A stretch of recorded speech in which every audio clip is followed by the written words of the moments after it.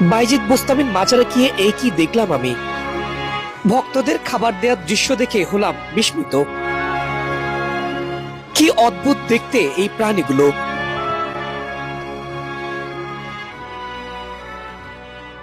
এগুলো জিন নাকি কোনো কচ্ছপ?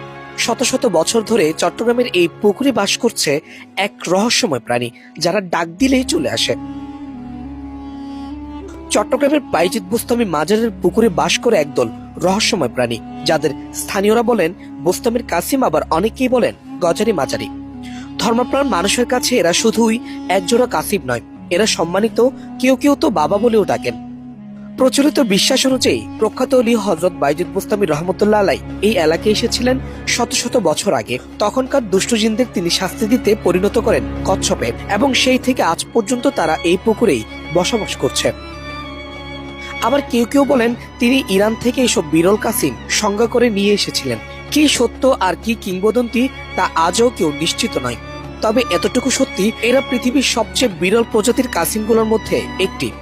মাজার কমিটির ভাষ্য অনুযায়ী এখন প্রায় 200 থেকে 350টি কাসিম এখানে বাস করছে। দর্শনার্থীরা প্রতিদিন খাবার নিয়ে আসেন, আর এই বিশাল আকৃতির কাসিমগুলো ডাক শুনে পুকুর পাড়ে চলে আসে। প্রতি বছর মার্চ থেকে মে মাসে ডিম দেয় এরা, আর 80 থেকে 90 দিন পর ডিম ফুটে জন্ম নেয় নতুন ছানারা। বন্য প্রাণী বিভাগ এবং মাজার কর্তৃপক্ষ মিলে সংরক্ষণ করেছেন এই বিস্ময়কর প্রাণীদের, যাদের নিয়ে গবেষণা করছে ন্যাশনাল জিওগ্রাফির মতো আন্তর্জাতিক সংস্থা। সাধারণ কোনো প্রাণী নয়, এরা চট্টগ্রামের ঐতিহ্য, বিশ্বাস আর প্রকৃতির এক বিরল বিস্ময়।